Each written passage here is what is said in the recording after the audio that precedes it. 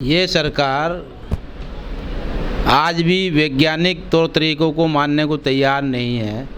आज भी देश को मनुस्मृति के आधार पर चलाना चाहते हैं। इन बातों का कोई जो है प्रमाणिक आधार नहीं है।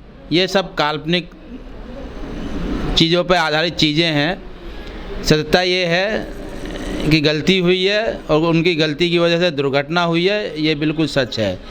और सच पे पर्दा डालने के लिए ये तो इस तरह के ही अफवाहें उड़ाते हैं। कभी जो है पत्थर को दूध पिलवा देते हैं तो कभी कुछ करा देते हैं और अपनी गलतियों को स्वीकार करने के बजाय उसको ढकने का काम किया जा रहा है। अभी आपने जिक्र किया है अमृत काल चल रहा है। अमृत काल तो ऐसा चल रहा है कि पूरे देश के अंदर हाहाकार मचा है। लोगों के पास खाने के लिए कुछ है नहीं। महंगाई इतनी बढ़ा दी गई है कि लोग 2 वक्त की रोटी का जुगाड़ नहीं कर पा रहे हैं।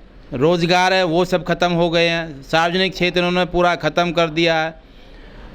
विरोध में लोग आवाज़ उठा रहे हैं तो विरोध की आवाज़ को दबाने की हर कोशिश की जा रही है।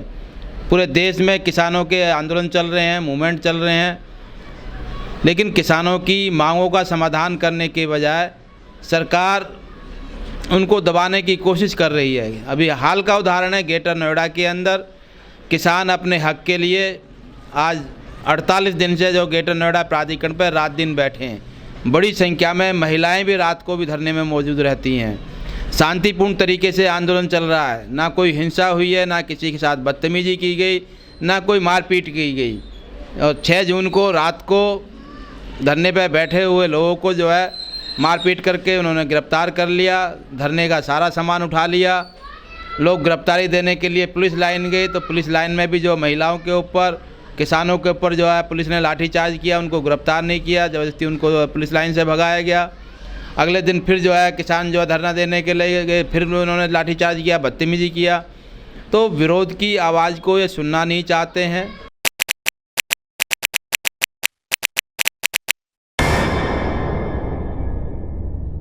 ये सरकार की पूरी विफलता है कि शिकायत करने के बाद भी उसका संज्ञान नहीं लिया गया, उन कमियों को दूर नहीं किया गया। तो सरकार के स्तर पे बहुत बड़ा लैस है और बहुत बड़ी एक जनहानि हुई है और सरकार को इससे सबक लेना चाहिए और संबंधित विभाग के जो मंत्रियों को नैतिकता के आधार पर जो इस्तीफ़ा दे देना चाहिए था। हमारे देश में परंपरा रही है कि इस तरह की बड़ी दुर्घटनाओं में गलतियों पर जो है इस्तीफे दिए जाए गए हैं, देते रहे हैं लोग।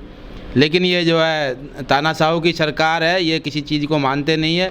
इसलिए जो है अभी तक उन्होंने कुछ नहीं संबंध में नहीं कहा है और न जो है पीड़ित और जो परेशान लोग हैं उनकी मदद की जा रही है। दुर्घटनाओं को रोकने के लिए एक जो है मैकेनिज़्म जो है अडॉप्ट किया गया है वो, लेकिन वो वहाँ लागू नहीं था। वो बहुत सी जगह अभी भी लागू नहीं है। अगर होता तो हो सकता है कुछ जो है दुर्घटना की संभावना कम होती। आप पे आरोप लगते हैं कि आप आंदोलन जीवी हैं। पिछले कई सालों से आप लगातार आंदोलन कर रहे हैं हर चीज़ को लेकर। जी बिल्कुल, जो जनता के ज्वलंत मुद्दे हैं उन मुद्दों को उठाना और आंदोलन करना इंसान के जिंदा होने का सबूत है कि जो जुल्म के खिलाफ, शोषण के खिलाफ, अत्याचार के खिलाफ अगर आवाज़ ना उठाए तो वो काहे के लिए जिंदा इंसान है। तो हम लोग जिंदे हैं और यह एहसास दिलाने के लिए कि हम लड़ रहे हैं। आपके जुल्म अन्याय के सामने हम हथियार नहीं डालेंगे, अपने हक के लिए आवाज़ उठाएंगे। तो हम उठा रहे हैं। सरकार सुने या ना सुने वो उसका काम है, लेकिन आने वाले समय में हमारी पीढ़ियाँ ये तो नहीं कहेगी कि जो है सरकार के इन गलत नीतियों का विरोध हमारे जो लोगों ने नहीं किया। षड्यंत्र का सवाल नहीं है। सवाल ये है कि जो घटना हुई है उस घटना से देश की जनता का ध्यान कैसे हटाया जाए और उस घटना पे पर्दा डालने के लिए धीरेन्द्र शास्त्री जैसे लोग बीजेपी के इशारे पे इस तरह के बयानबाजी कर रहे हैं और सरकार के इशारे पर मीडिया उसको कवरेज दे करके मुद्दों से ध्यान हटाना चाहती है। पूरी घटना में जिस तरह जान माल की हानि हुई है, नुकसान हुआ है, उस सबसे जो पर्दा हटाने की कोशिश है और कुछ नहीं है। लेकिन वो तो पर्चे निकालते हैं धीरेन्द्र बाबा हैं जो।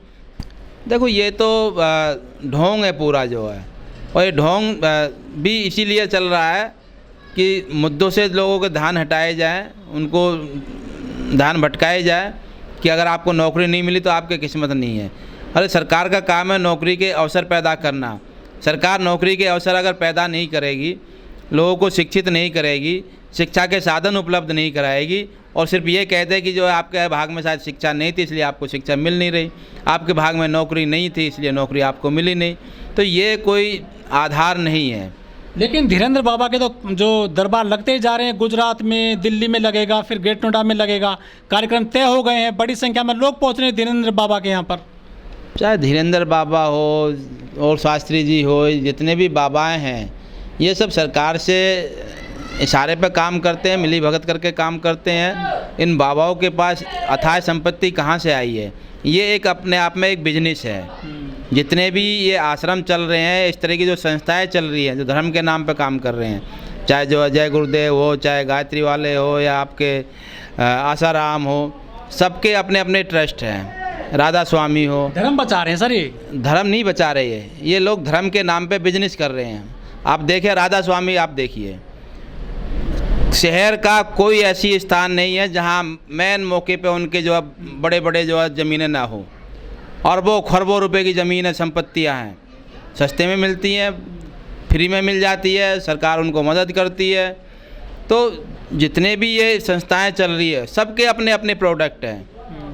आप जो है हमारा ये चाय पीजिए, बाकी चाय सब मार्केट की बेकार है, आश्रम की चाय पीजिए, ये शुद्ध है। आश्रम का आप ये कहीं सामान खरीदिए। तो धर्म की आड़ में पूरा एक बिजनेस खड़ा किया जा रहा है, जिसको जो आम जनता नहीं समझ पा रही है, क्योंकि हमारे देश की जनता की जो धार्मिक जो जड़ें हैं और आस्था की जड़ें हैं बहुत मजबूत हैं, और उसका दोहन ये लोग बड़े मजबूती के साथ कर रहे हैं। लेकिन ये बाबा ये भी कह रहे हैं कि हम हिंदू राष्ट्र बनाएंगे। हिंदू राष्ट्र बनना कोई बुरी बात नहीं है, लेकिन हमारा देश तो लोकतांत्रिक देश है, संवैधानिक देश है, सभी धर्मों को लोग यहाँ रहते हैं। तो हिंदू धर्म अपने जगह ठीक हो सकता है, सभी धर्म अपनी जगह ठीक है, लेकिन धर्म के आधार पर राष्ट्र का निर्माण नहीं किया जा सकता। और धर्म के नाम पर अगर जो है इस तरह के राष्ट्र बनेंगे तो उनकी दुर्गति जो होती है जो वो पाकिस्तान की तरह ही होगी। पाकिस्तान भी तो धर्म के आधार पर बना है। क्या पाकिस्तान के अंदर आज शांति है या वहाँ की जनता खुशहाल है? तो धर्म के नाम पर अगर जो इस तरह के राष्ट्र के नाम नारा दिया जाएगा तो वो समस्या का हल नहीं है।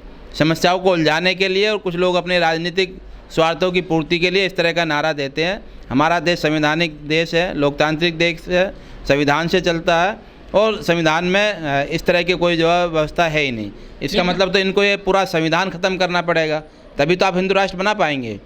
ये बाबा के पूरे संविधान को मानते नहीं है या संविधान को जो ख़त्म करेंगे, पहले तो ये बताएं।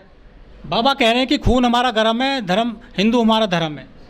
ये सिर्फ वोट की राजनीति है, लोगों को भड़काने के लिए तमाम चीज़ें हैं। धर्म आस्था का सवाल है, सभी को अपने धर्म को मानने का अधिकार है, अपनी पूजा पाठ करने का अधिकार है, लेकिन धर्म के नाम पे जिस तरह का आज माहौल बनाया जा रहा है वो देश की जनता का जो है हितों का जो दोहन किया जा रहा है। लेकिन मोदी जी तो कह रहे हैं देश को हम 5वीं अर्थव्यवस्था बना देंगे, 5 ट्रिलियन की अर्थव्यवस्था बना देंगे, कुछ तरक्की हो रही है। आप तो इंडस्ट्रीज़ के मामले देखते हैं बहुत बड़े पैमाने पर। कहना और करने में ज़मीन आसमान का अंतर है। जो ये कहते हैं वो करते नहीं हैं। देश के हालात आज कहाँ पहुँच गए हैं, देश कितना कमज़ोर हुआ है। इनके सत्ता में आने के बाद लगभग जो है 6 गुना जो कर्जा देश के ऊपर बढ़ा है। भुखमरी से जो है हमारा देश जो है 117वें नंबर पे है गरीबी और भुखमरी में। तो हम सिर्फ जो है भाषण देंगे तो भाषण से चीज़ें तय नहीं होती है। हमारी देश की अर्थव्यवस्था कहाँ खड़ी है, हमारे देश में रोज़गार कितने बढ़े हैं,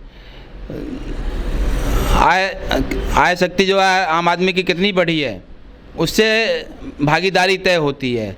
चंद उद्योगपतियों का विकास करके या उनकी संपत्ति को 2 गुना 4 गुना बढ़ा करके उसे आप देश का विकास कहोगे। देश का विकास जब है जब आम आदमी की उसमें भागीदारी विकास में होगी।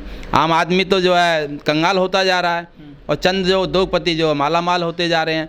तो चंद उद्योगपतियों के विकास को देश का विकास नहीं कहा जा सकता है।